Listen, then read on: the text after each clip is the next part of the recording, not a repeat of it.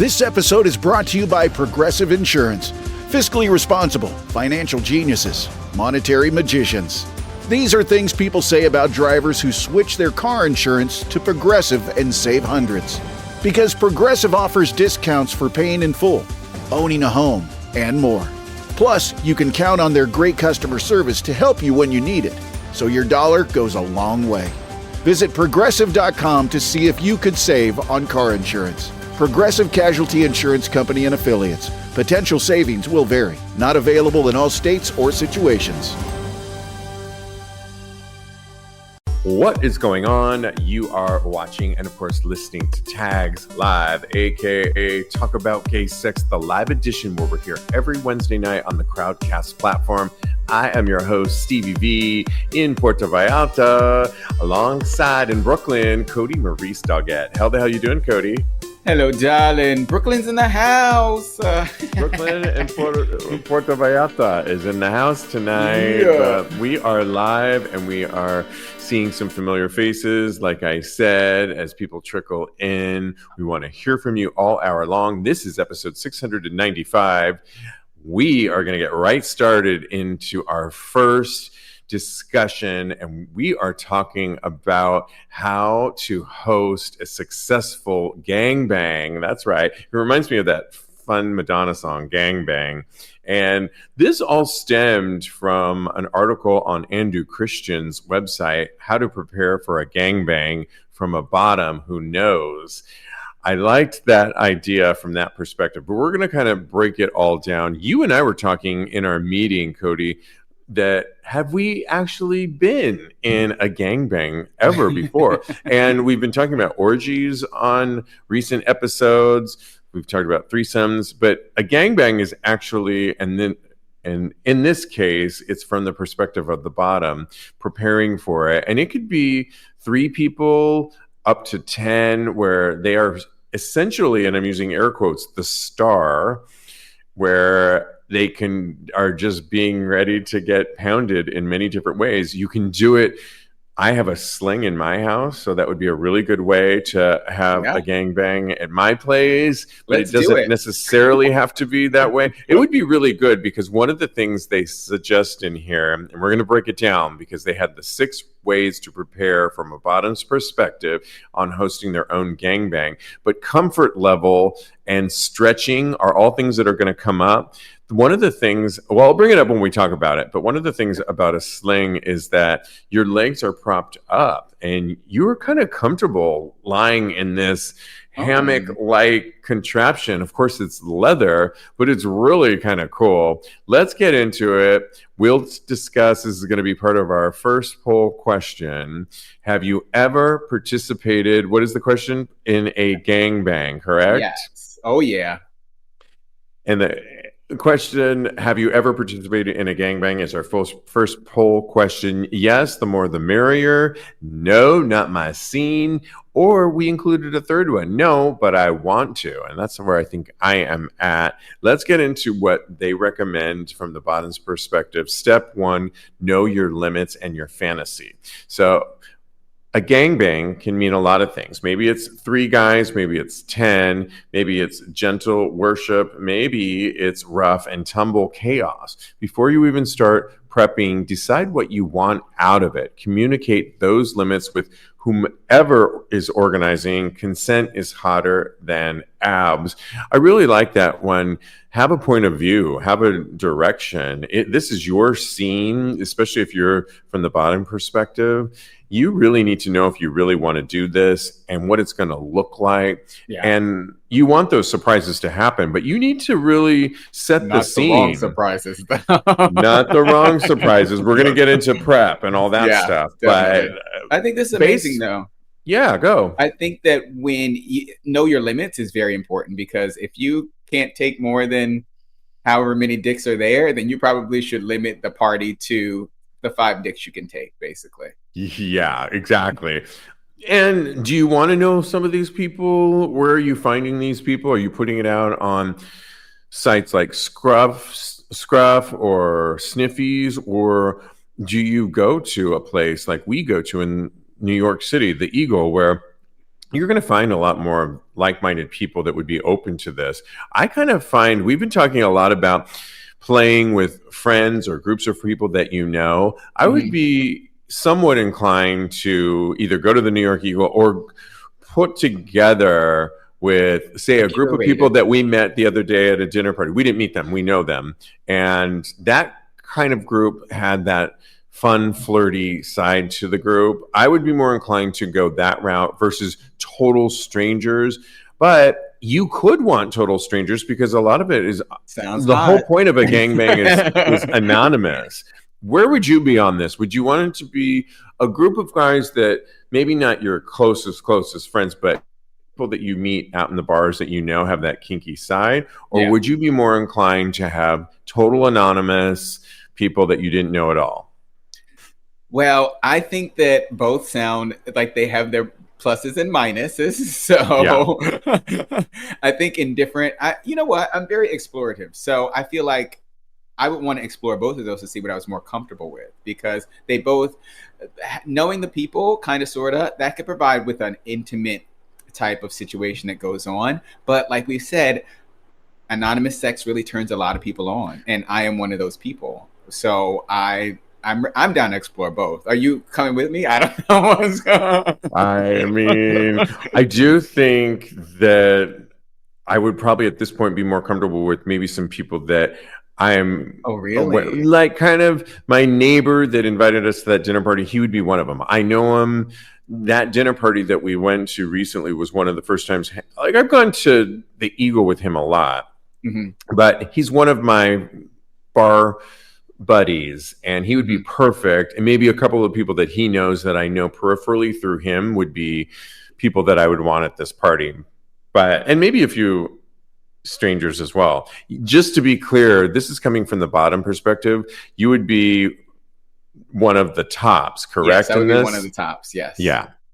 Even though you like being a star, which is so funny, it's really the bottom in this case that's the star. The bottom of the star. I'm just there to facilitate their rise, their ascent. I'm Mr. DeMille. I'm the director, if you will. Okay, where's my close-up? Just look down below. Absolutely. And I agree with you. And this one I would actually want to be, I think, on the top end of it. Oh, yeah. Maybe we can get Diego to be our bottom boy. I think he's watching. God. Not our. No. in my little scene. I love him, though. I love him. Step 2, prep the peach. Let's talk practicalities. They write, cleanliness helps you feel confident, whether that means a douche, shower, or just a good scrub down. Do what makes you feel relaxed and sexy. Don't overdo it. Don't stress it. The more comfortable you are in your body, the more fun you'll have when things get messy in a good way.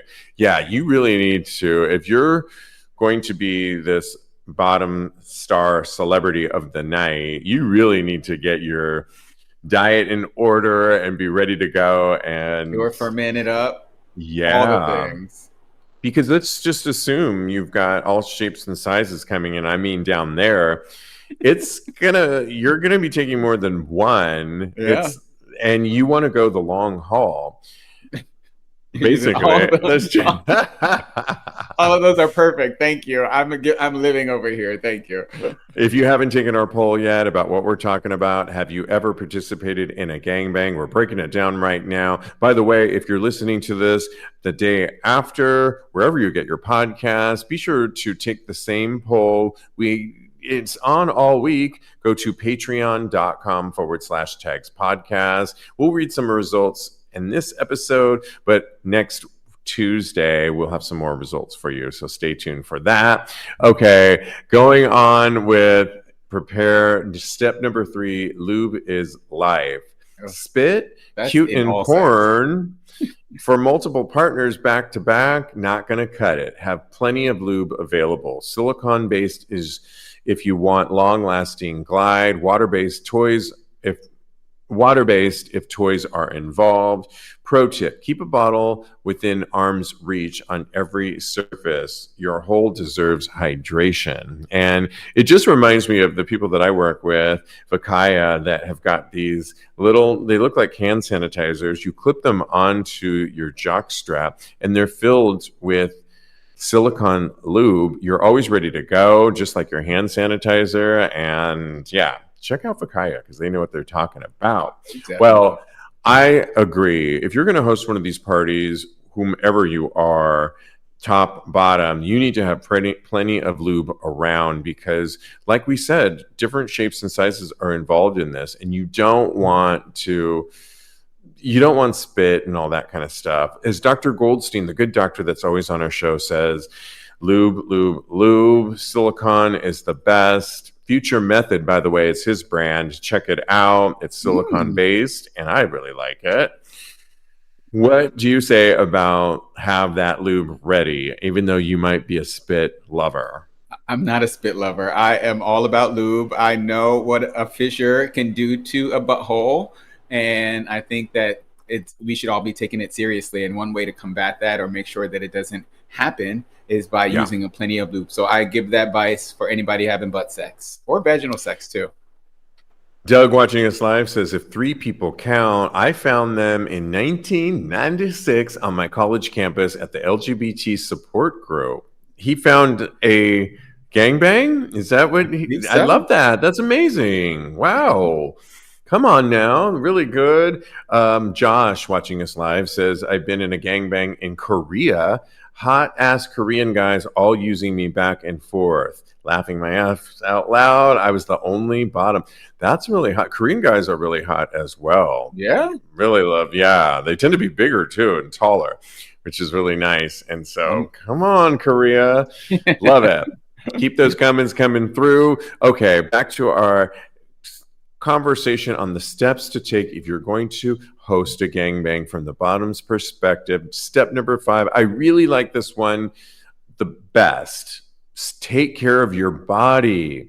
So things like hydrate, snack beforehand. Notice they didn't mention like a full-on meal, Cody. Don't have rice and beans before you go. Yeah, right. No rice and beans. Don't go to Empanada Mama where we love to go here. But you need to eat something earlier on at least. You can't, and you have to hydrate. But this is my favorite tip: stretch. Yes, really. I stretch every single day as a former gymnast. Just in general, it just keeps my body lubricated and ready to go, but stretch for sex. And I know our good friend Will Tantra of Tantric Fitness would be all over this as well. Stretch. A gangbang can be a workout, and no one wants a Charlie horse mid-thrust. Can you imagine if your legs are in the air and it's like, ow?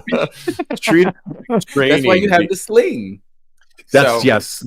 Even the sling, though, your legs, you might be propped up and have somewhat of like a harness for your legs, stirrups, if you will. But like it's the still gynecologist. I was going to say like a gynecologist. Yeah, exactly. But the thing about that is you're in that position. You really need to be stretched and ready to go. Your body's about to run a marathon of pleasure. I just love that. Step number 5 for yourself, particularly if you're the bottom and you want to go the long haul.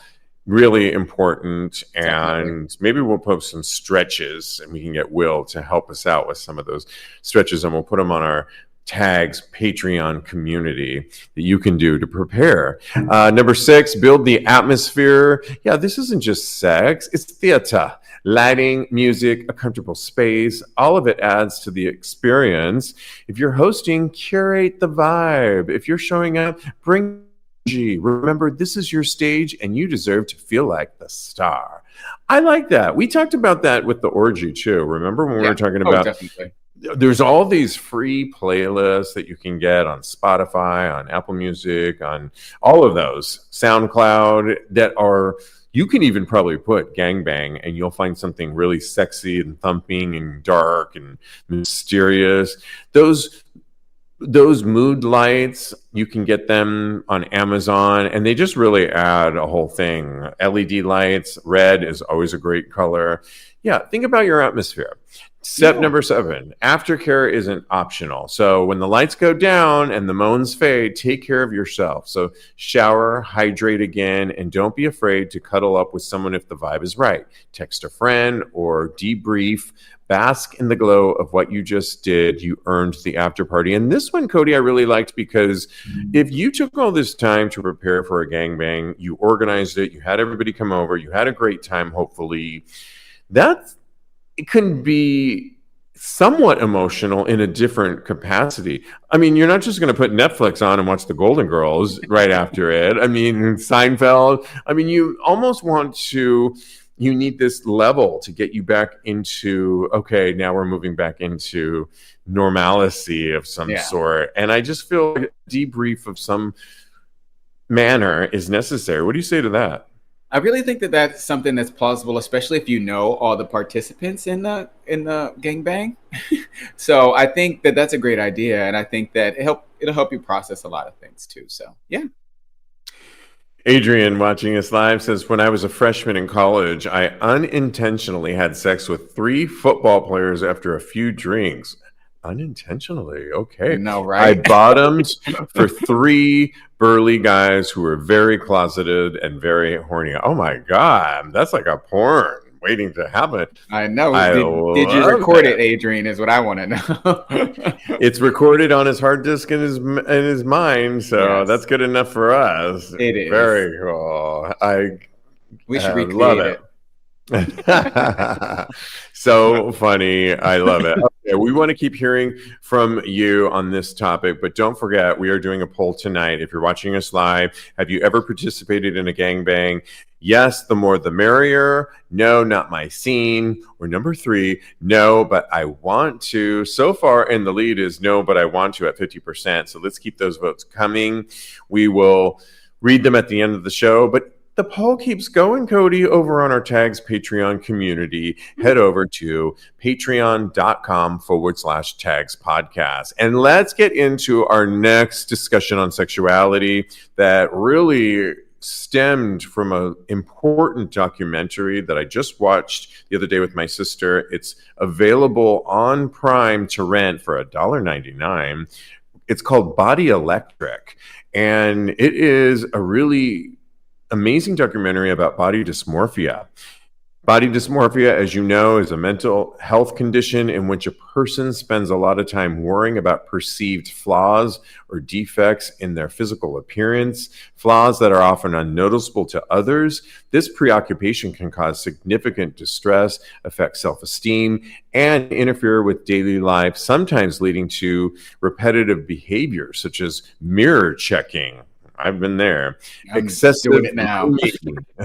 or comparing oneself to others.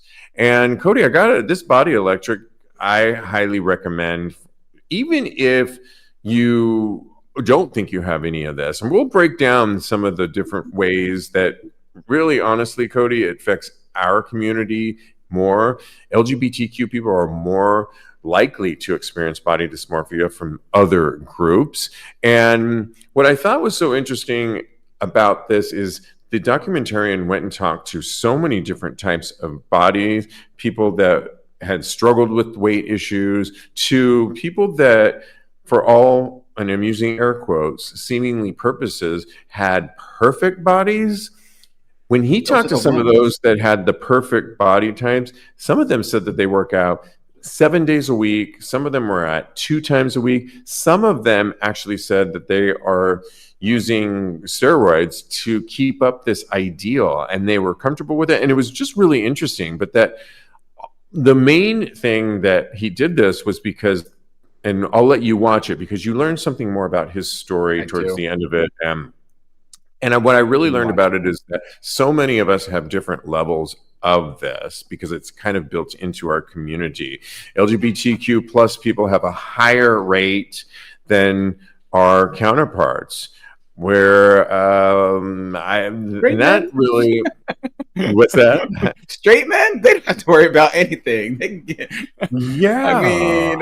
right, exactly. They can kind of like, why is our community so vulnerable? Well, a lot of it has to do with minority stress, stigma, discrimination, rejection that much of our community has felt throughout the years, beauty pressures within queer spaces, muscle culture, thinness, youth, looking the part, dating apps, media, how image-driven culture amplifies body comparisons. And you know, you don't see a lot of different types, and you see a lot of perfect bodies, obviously, on TV.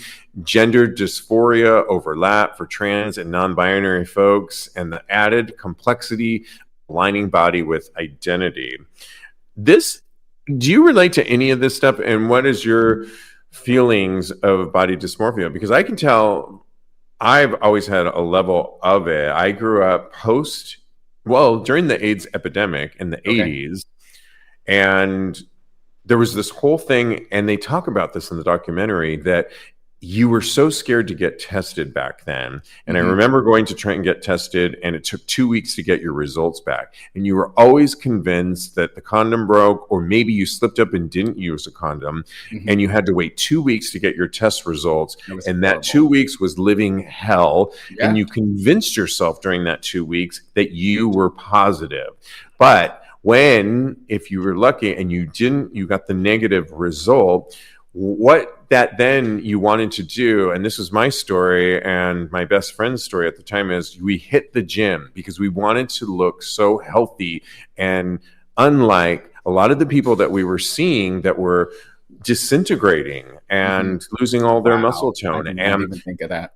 So when I grew up, and they say this in the documentary, I was so hell-bent on the gym. It's why I still work out today. Now, granted, I was an athlete that carried off into this, but this really had a huge impact for me. How has it impacted you? Well, yeah.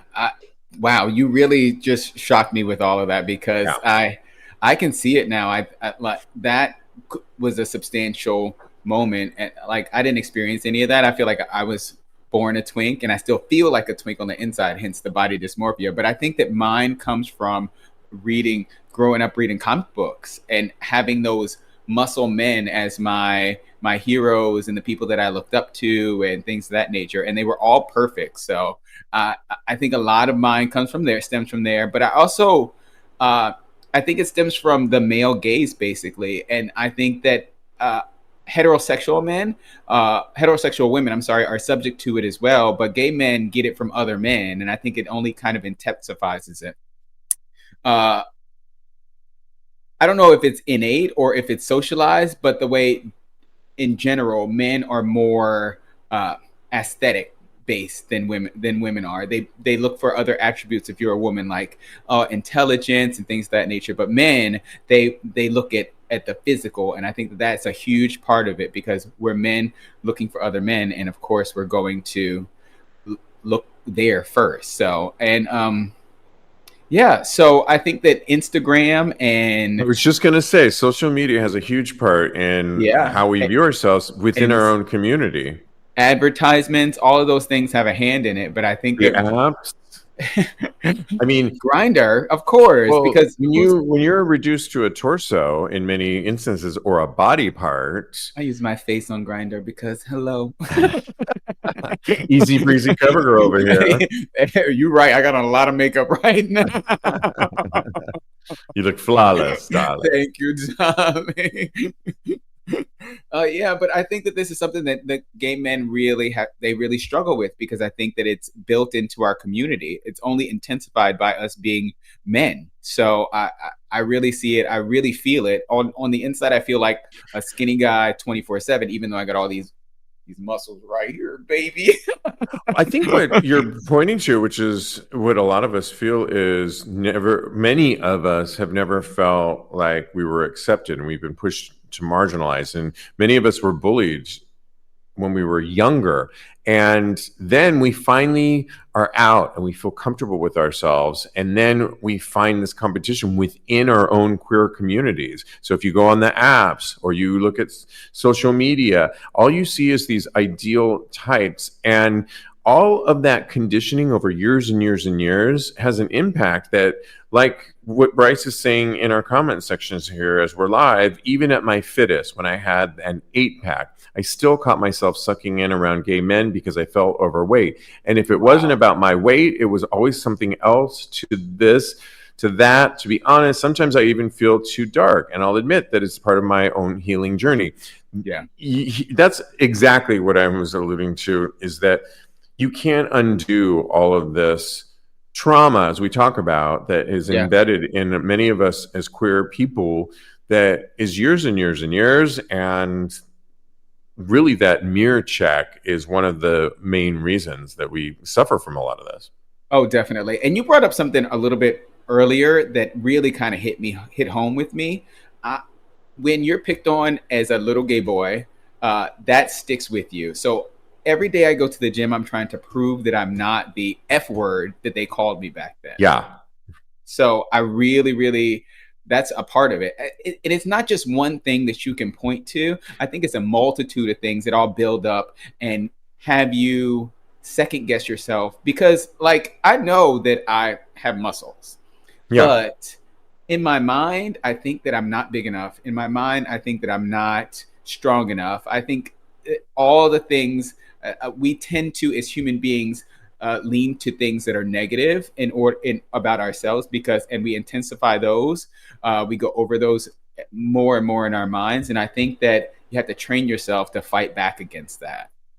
You have to train yourself, and then you have to give yourself grace too. And those are things easier said than done, but it's taken me this long. I'm in my 50s now, and I still do that mirror check all the time. But I know how to talk myself down to, okay, you're being crazy. Or we do social media for this show all the time.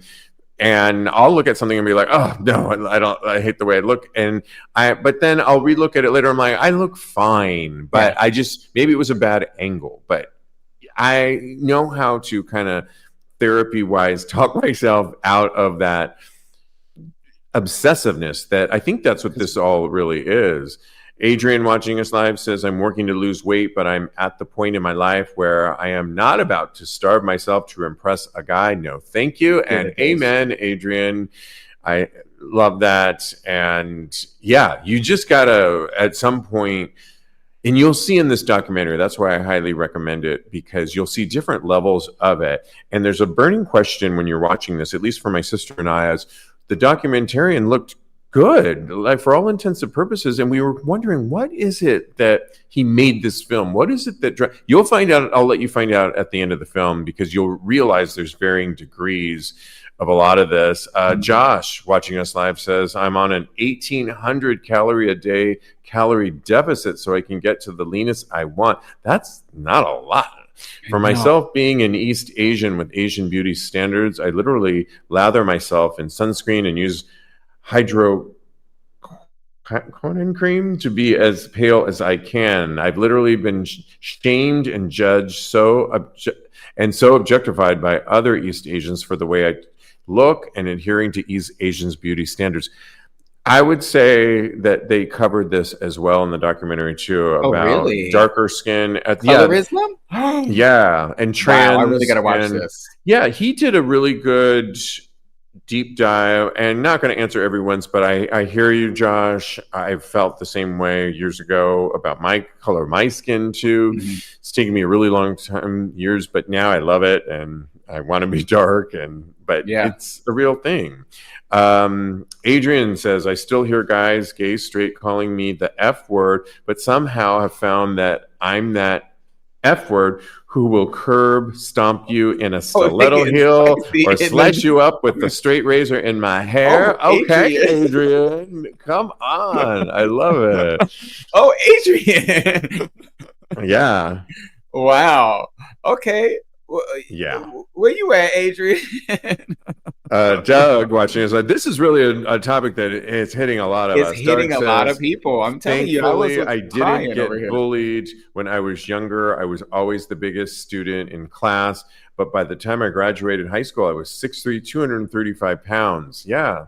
Wow. Malibu, watching us live, says, I'm not perfect. My personality and the demeanor is awesome. Fact. Come on, Malibu. Yes, exactly. We are, and that's why it brings us to our current poll, second poll of the night. You can take it on our Tags Patreon community. Have you ever experienced body dysmorphia on any level?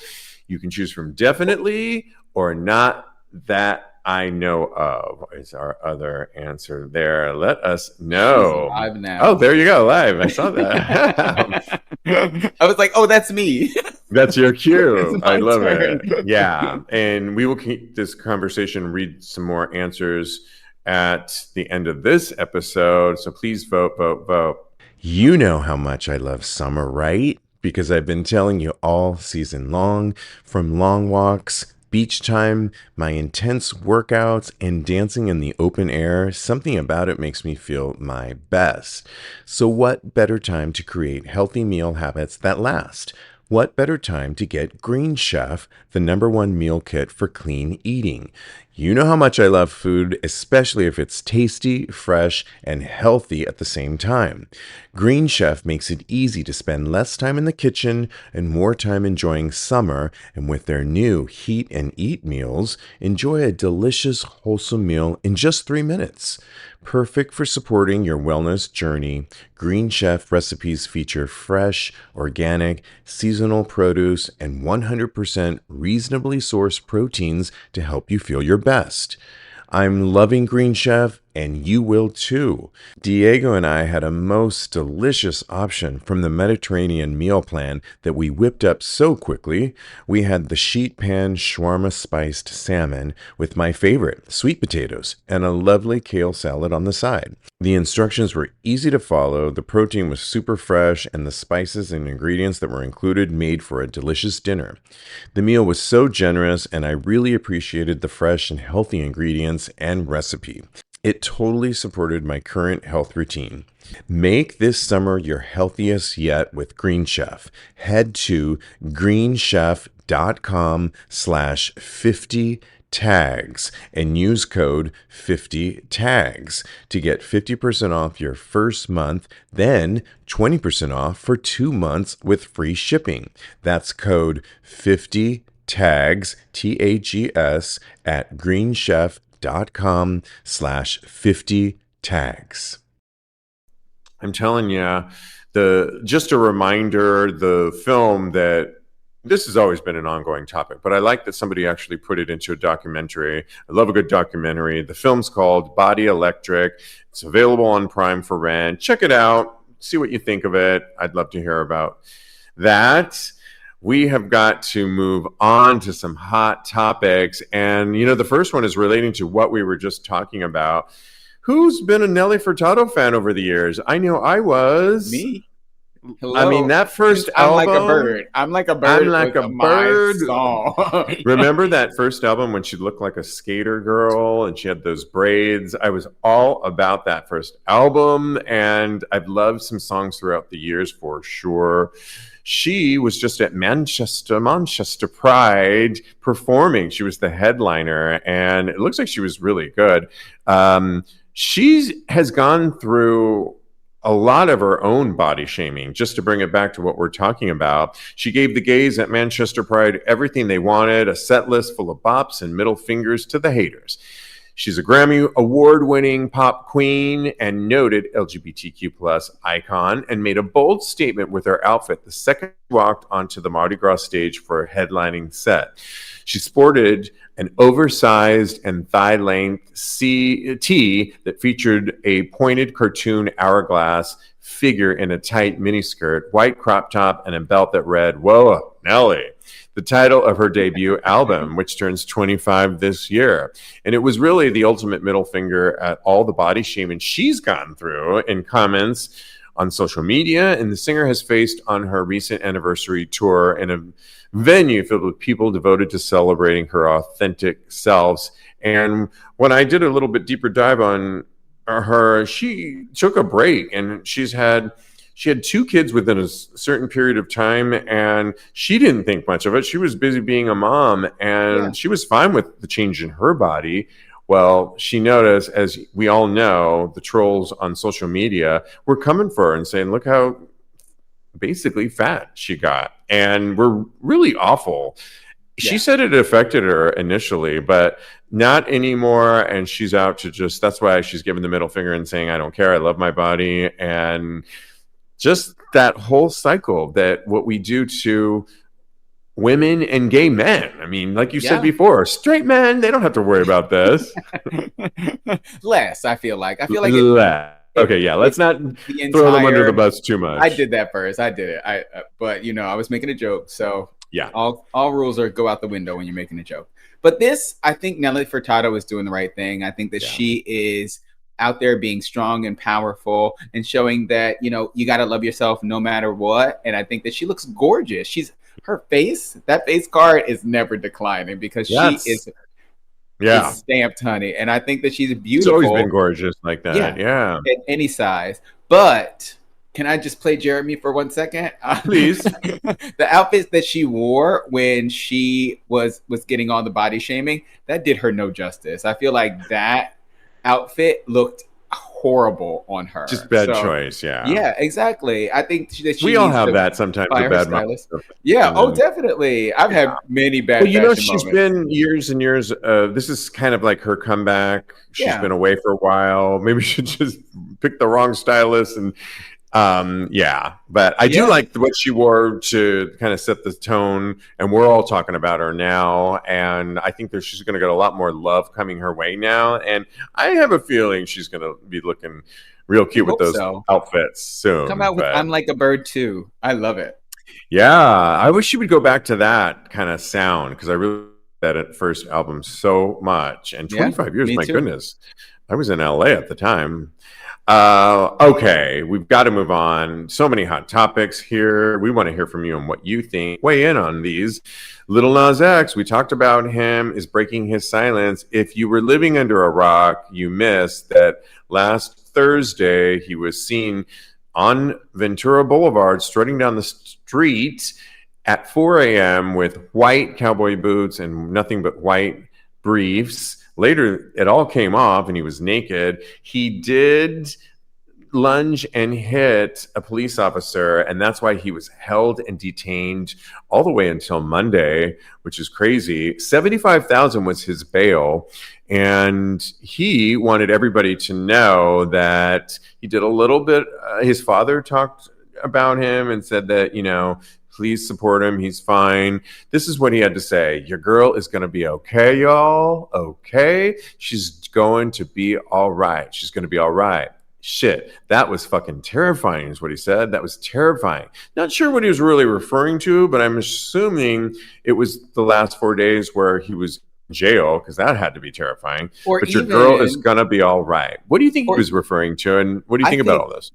I think that even the whole experience as far as him going through whatever he went through. I don't know if it was too much of what he was doing or I don't know. I don't want to say specifically. Mental breakdown. I don't know if it was an extreme amount of either one of those things, but I'm glad he's okay right now. I'm glad that he's out there speaking and being transparent. I think that could help a lot of people. I love him and I hope that he's doing well. Me too. He looked great in that, and I think that was the right messaging. One of the shows I watched was saying, he seemed a little too flippant about the severity of the issue. And what was he supposed to say? I'm sure he has his lawyers. You know, he still has to go back and meet with the judge, and they're going to actually see. Hopefully, he won't have to serve jail time. But what is he supposed to say? I liked that it was kind of just your girl is going to be okay. Like, I've been going through it. This was crazy, but I thought that was enough. That's all we need to hear. He still has to show up in court. Let's see how this all plays out. I'm rooting for him because he's a big topic for us on this show, and we always show love for him. So, were you going to say one more thing? I was going to say one more. I think that, you know what, people process trauma in different ways. And for me personally, I know that I can come off as a little bit like I'm not taking it seriously, but inside I'm taking it very seriously. So don't judge people by how their demeanor is. Maybe they're a lot more is going on internally, basically. Yes, exactly. Let's move on to other hot topics, including Snoop Dogg, who was in the news. We often think Snoop's on our side. And in general, this was an interesting one because Snoop Dogg wasn't scared of queer people when he starred in an explicitly gay comedy. What comedy were they talking about that he starred in? Bruno with Sacha Baron Cohen. Yeah, and then they also pointed out that he was on the L Word at one point, which was lesbians, and one of my favorite shows. Hello. Well, now he was with his grandson to go see the 2022 animated film Lightyear, and he was on a recent podcast where he was telling the podcaster that his grandson basically turned to him and said, because isn't there a feature of two moms, right? Two moms holding a son. Yeah. Or and just a child. I don't know if it's a son or a daughter. Yeah.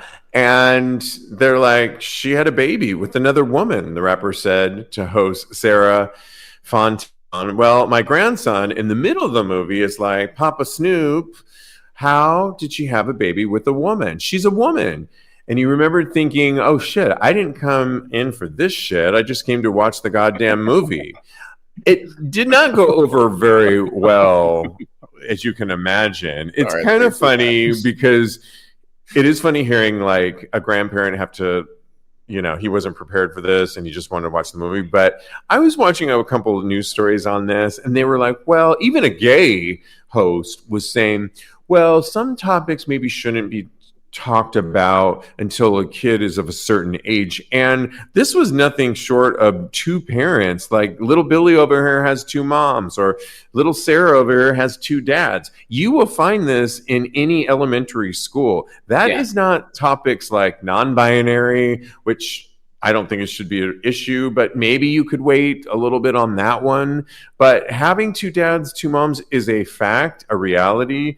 If I was Snoop, I would just say it's possible, and I'll talk to you after the movie and watch the movie. And then if he really still wanted to know, I would say because that host that he was with, she was like, "Yeah, I don't know, I don't know how that. I mean, was mommy a dad at one point?" And I was like, girl, give it up. It's like, have you heard of surrogacy before? Have you heard of adoption before? It's like, it's not that any child can handle this. And you're going to see this at any elementary school. If little Snoop's grandson doesn't already have other parents in the school that are of same sex, it was just ridiculous. And I still think he's a queer ally. I just think, why'd you have to tell that dumb story? Because it didn't make him look very good. And TS Madison was quick to call him out. What did you think of what Snoop said and this whole nonsense? Well, let me tell you, a lot of people are over Snoop anyway because of him performing for Trump. So we're all looking at him with the side eye because I can't. This is just like the icing on cake for me,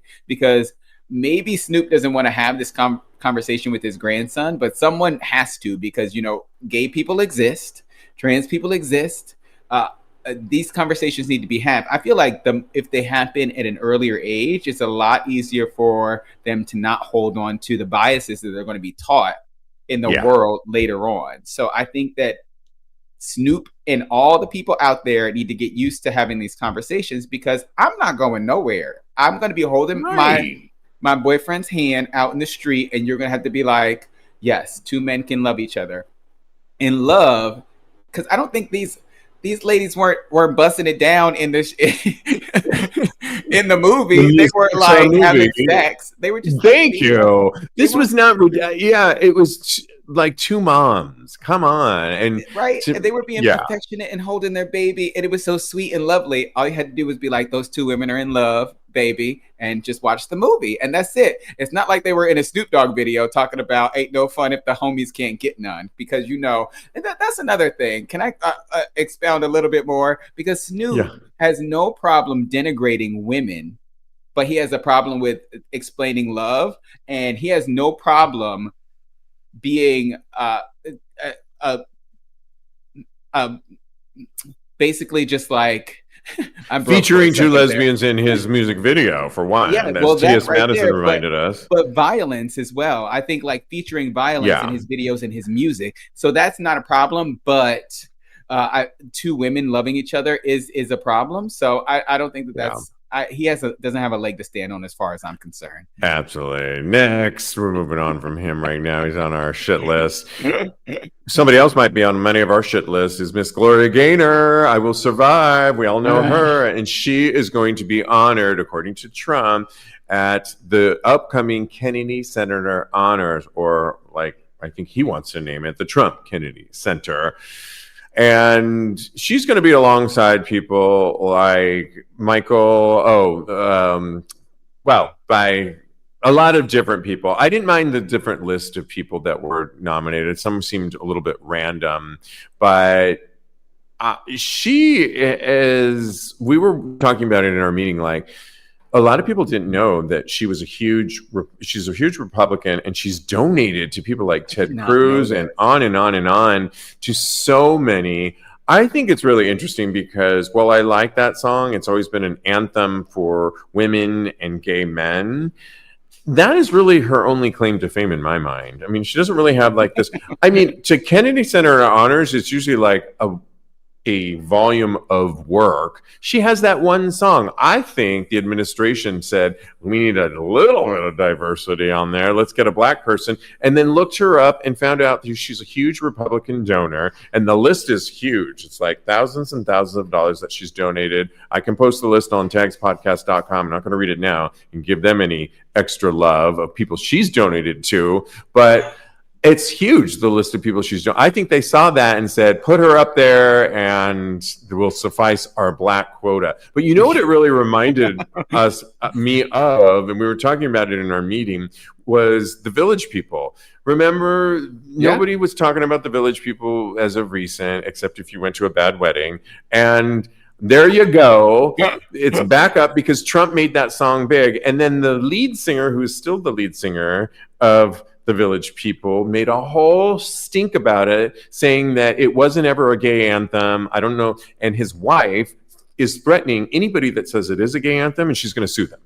It's almost the same thing. Gloria Gaynor, Village People, come on. Gay anthems, whether you like it or not, and made you the money in the first place, motherfuckers. So sit yourself down. Supported them. And it is a slap in the face that they're out here donating to the Republicans and kowtowing to the Republican Party that is trying to strip us of our rights. So she's excommunicated as far as I'm concerned. My grandmother used to love this song, so it really actually you can still love the song, but I'm planning an upcoming wedding with so we're not playing it, or the Village People. Yeah, because we're not surviving in this wedding. We are living, and that probably wouldn't be a song I would play. I would never. I'm telling the DJ, no Village People songs ever. I didn't even like them. I thought they were silly then. Never. That whole like YMCA thing was like ridiculous to me. But no, they're excommunicated too. No more of that. We don't support people that don't support us. Boom. Well, Adrian agrees with you watching us live, says, so she is dead to me. And frankly, as an artist, I am so ashamed of the Kennedy Center. Bryce says the song will now be known as I Won't Survive because her check won't help her anymore. Yeah, I know. I might have to buy it and so that I can just listen to it. Why? Because the song is really iconic, right? Yeah, it's just that was the weakest I've ever heard in my life. I wish some of these artists wouldn't now we have to know that she donated all this money. It's like, why did you get all political, and can't you just be a Republican and vote like the rest of us? No, but why? But see, all of this came up, and now she's going to get this major award. She's losing all these other fans, and now we can't go to a wedding or a disco and hear I Will Survive and all this. It's just like, it's a hot mess. Oh. All right. Somebody that is celebrating getting married I just love this. The Virginia gay bar owners married each other on World Pride, but on a float. Who am I talking about? I'm talking about Freddie Lutz and his longtime partner, Johnny Cervantes, got hitched during World Pride on a float. I love this idea. In 2025 in DC, they literally invited the whole world to their wedding, and they'd been together for over 20 years. Wow. They did it on a float. They looked really great. One of them I'll describe it to you since we don't really have the picture right now, but one of them wore this really opulent white suit was holding the bouquet, and the other one had a top hat and more of the black suit. They looked really fabulous. I was going to get married in the New York Eagle at one point. So I'm all for unconventionality when we're getting married. And to Hillary Clinton's point, LGBTQ people, if you're in a relationship, consider getting married now because it could be up, according to her, to the Supreme Court. Now, I don't think, as you and I said on previous episodes, that this is going to go down, but you might want to think about it. Yeah. Don't play I Will Survive, but maybe Think outside of the box. What do you think about this? I think it's great. And I love that they did it at World Pride. I think that, like you said, people should be out there getting married because you never know what can happen. Like, I hope it doesn't happen, but you need to be prepared. So good for them. Yes. And lastly, in Hot Topics, Crumble, the cookie company, and there's one literally when you walk out my door to the right of me. I am not a fan of the Crumble cookie, and I'm a cookie lover. I'm not trying to eat cookies these days because I have a wedding to plan, but I love cookies. Crumble is not my favorite. They're too cakey and too sweet and too much going on. However, and there's always a line wrapped around every single day I walk out my door. There's a line wrapped around the corner, but they are huge. Well, the Crumble co-founder Sawyer Hemsley is confirming that he's gay after being outed.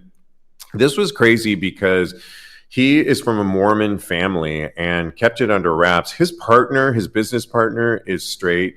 I was watching a whole news story on how they built Crumble over the years, and they really started it brilliantly as a social media company, first and foremost. The Kardashians have been involved with them doing collaborations, and they always wanted it to be a social media company first.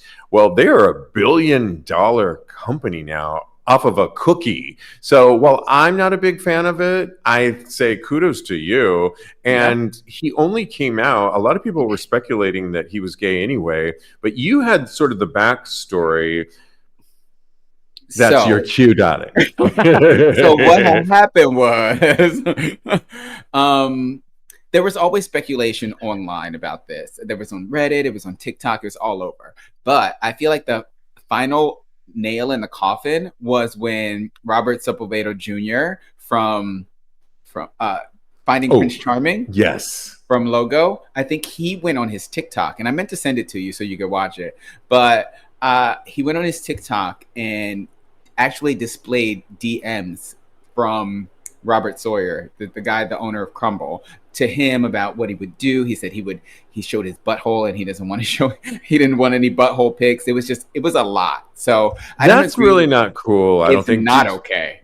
It's not okay at all. You know, it reminds me years and years ago when I was on the apps, I'll never forget, there was somebody that was hitting me up and I was like, who is this? And they sent a picture of them and it was confirmed it was Clay Aiken. When Clay Aiken wasn't out, I mean, come on, we all knew he was gay, but this is when he wasn't really out. I think maybe we had the show or I was doing my other site where I could have chosen to, I didn't, I wasn't interested, but I wasn't going to blast him. And that's just wrong, I think.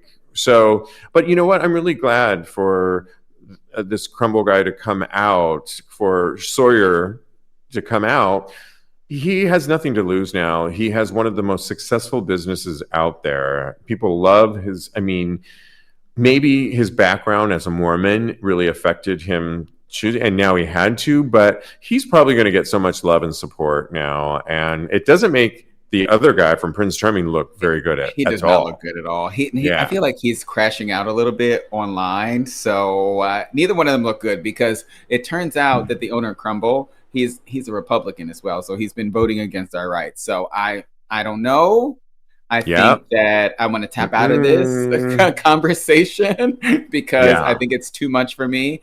And I don't want to be on either one of their sides, honestly. Like Robert Sepulveda, I will support him because he's Puerto Rican. So that's literally the only reason. We have so many two more hot topics to get to, but I wanted to, for those of you watching us live, and it'll be on Tags Podcast and our Tags Patreon community, Straight Up Gay Porn, who took the hottest pick of the week. I think it's 15 not suitable for work images. Start looking at that now. We'll get to you in a second. You're on deck, people watching us live. But I did want to continue this story, the ever-going saga of David Geffen and Donovan Michaels' divorce is getting nastier and nastier. Both of them, as we've talked about on this show, have made claims about the other one. Everything from he made me get all these injections, he had OnlyFans people, he was racking up bills on this, he promised me the moon.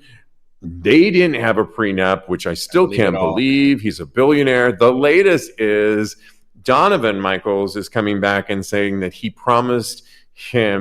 Gavin promised him his yacht, and it's like a $590 million yacht. The thing that makes this a little bit suspect is even if he got the yacht, how would you keep it up?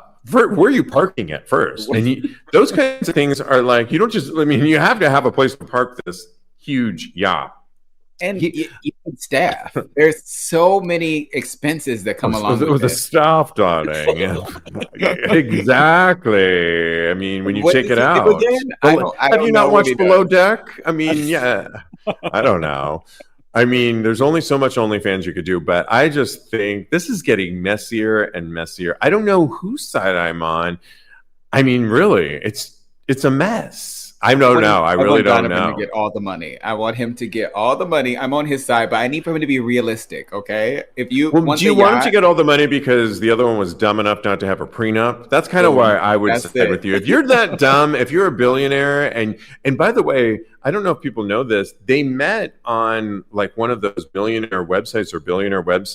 Really? That's how Geffen picked him out. He was on one of those sites. The first date cost him over $10,000 just to take him out. Girl, and then he decided he was in love with him, and then they got married, and then 6 months later divorced, and now they're giving us so much content. We talk about this every week because there's some new iteration from either side, and lawyers saying this, and it's just, I mean, I love it because it's kind of juicy. It's salacious. I want to see how this plays out, but no prenups. Sorry, I am a little bit on Donovan's side on this one. Yeah, so, he just needs to get them coins, girl. Get them coins, girl. Yes, exactly. And I'll have a wedding next year. This kind of relates to it when a man wondered if he should come out to his parents and risk losing his $12 million inheritance. That's a tough one, but you know what I would do is I would not come. This is so awful. I would not come out, but I would leak it to the press or like somebody and have them out me. So then I didn't do it, but I'd already had my $12 million inheritance. Wait. I would leak it to somebody to out me. So I didn't come out. Get it? But you can't get mad at. Well, if I already got the 12 million from, and they think I'm straight. Now I have my 12 million, I secure my bank accounts. They can't take it away from me. Then I leak it out to somebody like this Prince Charming show guy to put it all over social media that I'm gay. And I'm like, oh my God, oops, I didn't do it. Somebody else outed. And then I would get so mad that I was outed, but I would be basking my 12 million and sorry, mom and dad. Oops. Okay. I see that. I can see that for us. So when you get your 12 million, you let me know. Okay? Well, Diego played two lottery things today, and I said, "Oh my God, when you win," he said, "When you win, when we win." I said, "Oh, okay."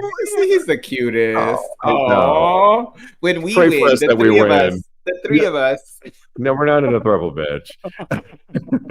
You didn't want to play earlier when he was at the gangbang, so sorry, boo. Anyways, we got to get to Thirst Trap. Who took the hottest pick of the week and why? It's our job on an audio podcast to tell vividly why. Sorry, 13, not suitable for work. Who did you pick and why? I picked Keegan Wick, and at first I was going to pick I don't remember. Anyway, at first I'm going to pick another guy. He's something Vice, and his body is fucking amazing, but I don't think he's gay, so I'm not going to vote for him. Keegan Wick is 100% gay. He looks so cute in this. It's a mirror selfie. He's got a huge dick, and it's hanging out. They all do this week. Out. I know, right? There's so many hot guys on this week, but I've had a crush on him for a long time. He's got a t-shirt on. He's lifting it up and showing his torso like it's a grinder pick. Yeah. Not Enrique? Not Enrique. Keegan. Oh, okay. Because Enrique, so my pick is Enrique Mudu. And I don't know if I always play this game properly because I go through them. Now I'm telling you, I'm keeping the 12 million. I'm not telling my parents, and I don't play this game properly. But oops.